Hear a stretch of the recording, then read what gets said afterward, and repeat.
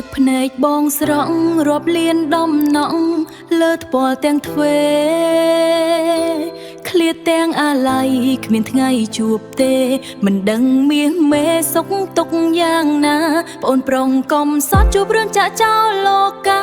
គង្គាអប្រិយប្រឡ័យសង្ខារប្រត់បាត់កាយាពីភពផែនដី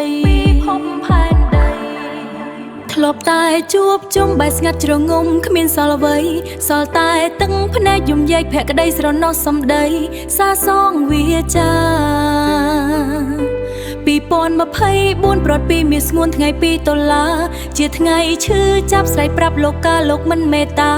ដល់ប្អូនប្រុងខ្ញុំមានជាតិមុខសូមឲ្យបានសុខណាបើត្រានត្រើយចង់មានវេលាជួបគ្នាឆ្លងឆ្លើយអោប្អូនប្រុងអើយបងសែនខ្លោចផ្សាធ្លាប់តែជួបជុំបែកស្ងាត់ជ្រងំគ្មានសេះសល់អ្វីសល់តែទឹកភ្នែកយំយាយភក្តីស្រណោះសំដីសាសងវាចាមួយលានអាឡ័យបងនឹកស្រមៃចង់ឲ្យជួបជុំមិនចង់បែកបាក់ប៉ាម៉ាក់គុំយំ